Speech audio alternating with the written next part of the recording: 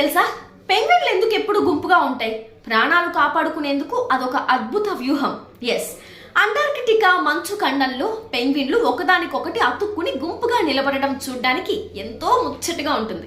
అయితే అది కేవలం వాటి మధ్య ఆప్యాయతకు నిదర్శనం కాదు. అత్యంత కఠినమైన వాతావరణంలో ప్రాణాలు కాపాడుకోవడానికి అనుసరించే ఒక అద్భుతమైన జీవన వ్యూహం. ముఖ్యంగా ఎంపరర్ పెంగ్విన్లు ఈ పద్ధతిని ఎక్కువగా అనుసరిస్తాయి. అంటార్కిటికాలో చలికాలంలో ఉష్ణోగ్రతలు -40°C కంటే తక్కువకు పడిపోతాయి.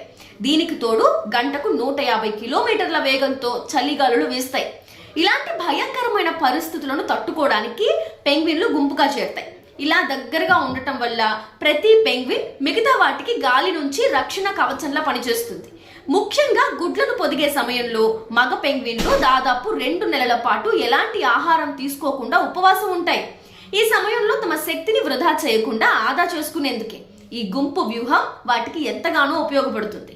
ఇది గుడ్లను, పిల్లలను చలి నుంచి కాపాడడానికి యూజ్ అవుతుంది. ఈ గుంపులో మరో ఆసక్తికర విషయం కూడా ఉంది. అదేంటంటే ఇది స్థిరంగా ఉండదు. గుంపు అంచున చలికి ఎక్కువగా గురయ్యే పెంగ్విన్లు క్రమంగా లోపలికి జరుగుతూ ఉంటే వెచ్చగా ఉన్నవి బయటకు వస్తాయన్నమాట. ఈ విధంగా పెంగ్విన్లు ఎప్పుడూ తమ స్థానాలను మార్చుకుంటూ గుంపులోని ప్రతి ఒక్కరికి వెచ్చదనం అందేలా చూసుకుంటాయి.